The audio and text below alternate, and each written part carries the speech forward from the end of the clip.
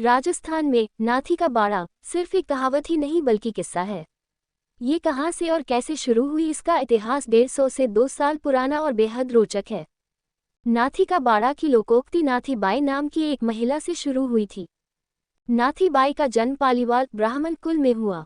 नाथी by Rajasthan के पाली जिले की पाली तहसील के गांव भानगेसर की रहने वाली थी। नाथी बाई का जन्म 1830 में हुआ और उनका जन्म और ससुराल भानगेसर गांव में था। उस समय भानगेसर गांव में करीब 250 पालीवाल ब्राह्मणों के घर थे। नाथी बाई के पति का नाम नरसिंह जी था। उनके पति का निधन शादी के 1 साल बाद ही हो गया था। नाथी बाई त्याग और परोपकार की साक्षात देवी थी। करीब 100 साल पहले नाथी बाई का निधन 1905 में हो गया, मगर उनके गांव को लोग आज भी तपोभूमि नाथीमा नगरी भानगेसर कहते हैं, जहां उनका परिवार रहता है। कहते हैं कि नाथी बाई दानशीलता की साक्षात देवी थी। जरूरतमंदों के लिए उनके घर पर कमरे अनाज से भरे रहते थे। इसके अलावा वे नकद राशि भी दान करती थी। खास बात यह है कि दान करते समय नाथी बाई न तो अनाज को तोलती और न ही नोटों को गिनती करती थी।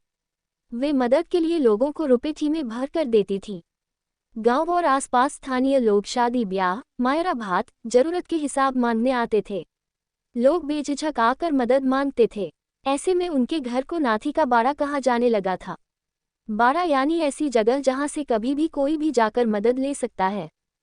रियासत काल में बनाया गया नाथी का बाड़ा यानी नाथी बाई का घर जर्जर हो जाने के कारण उनके परिवार के सदस्यों ने मकान का नवीनीकरण करवाकर वहां पक्के मकान बनवा लिए। उनके घर के प्रवेश द्वार पर लगाए गए पत्थर पर खुदाई से नाथीमा भवन लिखा हुआ है। घर की ओर जाने वाली गली शुरू होते ही एक चबूतरा भी है, जिसे नाथी बाई ने बेटी की शादी में व्रत पालन के दौरान बनवाया था।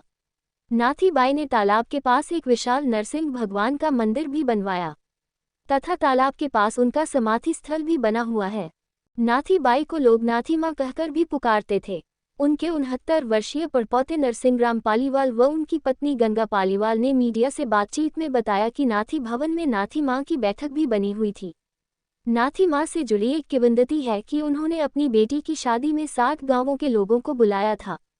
स्नेह भोज में घी की नालियां बही थी। घी बहता हुआ गांव के प्रवेश द्वार तक पहुंच गया था।